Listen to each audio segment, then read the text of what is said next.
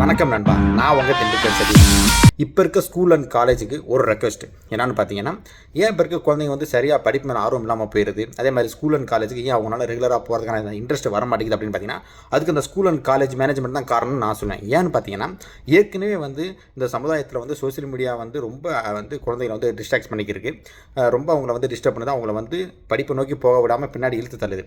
So அந்த மாதிரி நேரத்தில் இந்த ஸ்கூல் அண்ட் காலேஜ் மேனேஜ்மெண்ட் என்ன பண்ணுறாங்கன்னா, ஒரு ஃபங்க்ஷனுக்கு சீஃப் கெஸ்ட்டை யாரை கூப்பிட்றாங்கன்னு பார்த்தீங்கன்னா, இந்த சோசியல் மீடியா இன்ஃப்ளூயன்சரு, ஒரு பாட்டு பாடுறவங்க, அந்த சினிமா பிரபலமாக இருக்கவங்க, இவங்களை வந்து கூப்பிட்றாங்க. அவங்க வந்து கூப்பிட்டு என்ன பெருசாக பேசிட போகிறாங்க. இதே நான் ஸ்கூல் படிக்கும்போது எனக்கு வந்து சீஃப் கெஸ்ட்டாக யார் வந்தாங்கன்னு பார்த்தீங்கன்னா, ஒரு ஐஏஎஸ் ஆஃபீஸர்ஸ், ஒரு ஐபிஎஸ் ஆஃபீஸர்ஸ், இல்லை ஒரு பெரிய சர்ஜன் டாக்டர்ஸு, அந்த மாதிரி வாழ்க்கையில் வந்து அவங்க படித்ததுனால முன்னேறாங்க பார்த்தீங்கன்னா, அவங்கள வந்து கூப்பிட்டு எங்களுக்கு வந்து கிளாஸ் எடுப்பாங்க. அவங்க வந்து பேசுகிறத கேட்கும்போது நமக்கு ஒரு மோட்டிவேஷனாக இருக்கும். ஸோ ஆனால் இப்போ அது மாதிரி கிடையாது. தயவு செஞ்சு இது மாறணும். பழையபடி அந்த படிப்பினால் முன்னேறவங்களை கூப்பிட்டா அது ரொம்ப யூஸ்ஃபுல்லாக இருக்கும். தொடர்ந்து அவங்க சப்போர்ட் பண்ணுங்கள். பாய் பாய். தேங்க்யூ.